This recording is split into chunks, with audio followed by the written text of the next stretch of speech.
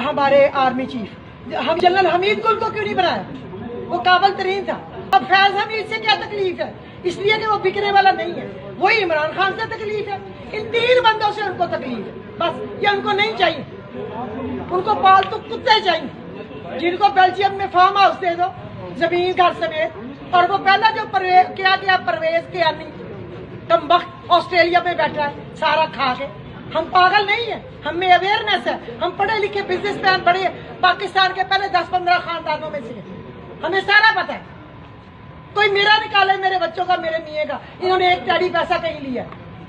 हमने किसी तमगा जुरत किसी पे जमीन मिलती वो भी नहीं ली थी। हमें नहीं चाहिए।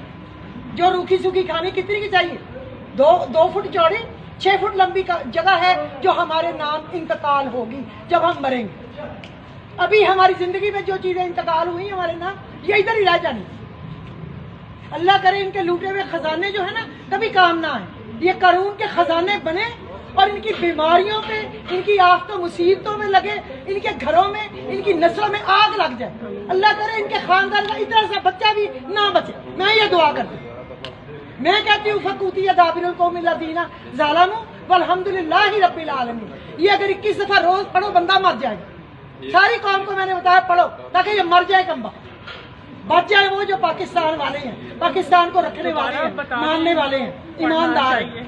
तो पढ़ने चाहिए वो दोबारा बता। फकूतिया दाबिरुल कौमिल लज़ीना ज़लमू वल्हम्दुलिल्लाहि रब्बिल आलमीन। सूरह इनाम की 54 है या 45 है, चूंकि मुझे ज़ुबान नहीं आती है। और एक आप पढ़ा करें रब्बना इन्नना नखाफू अन यफरुता अलैना औ अन यतगा।